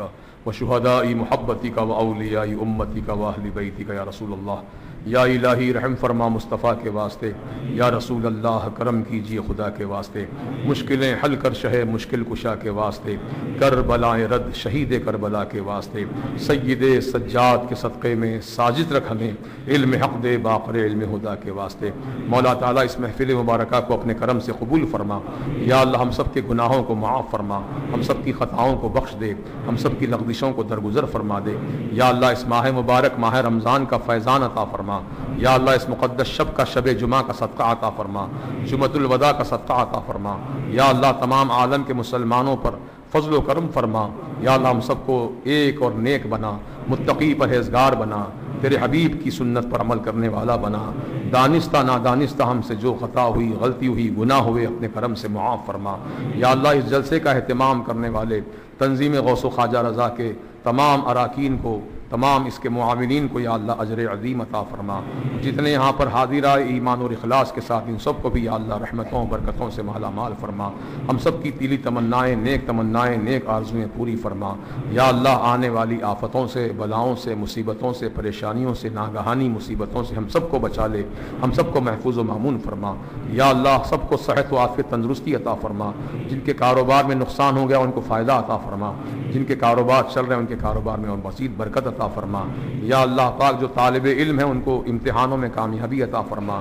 یا اللہ جو لڑکیاں شادی کے لائق ہو چکی پروردگار ان کے اچھے گھرانوں میں صحیح العقیدہ مسلمانوں سے ان کے رشتے منسلک فرما کر یا اللہ ان کی شادیوں کا غیب سے انتظام فرما دے.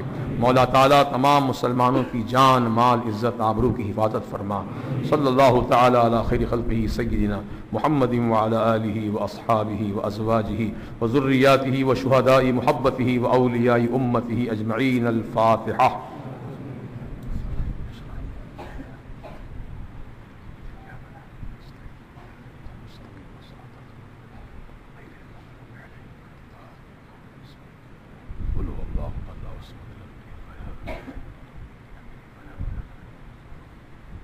قال اللہ تعالی فی شان عظمت حبیبہ الکریم اعوذ باللہ من الشیطان الرجیم ان اللہ وملائکتہ یصلون علی النبی یا ایھا الذین آمنوا صلوا علیہ وسلموا تسلیما. اللہم صل علی سیدنا وشفیعنا ونبینا مولانا محمد معدن الجود والکرم وآلہ وصحبہ وبارک وسلم. صلاۃ وسلام علیک یا رسول اللہ. سبحان ربک رب العزۃ عما یصفون والسلام علی المرسلین والحمد للہ رب العالمین. حق لا الہ الا اللہ.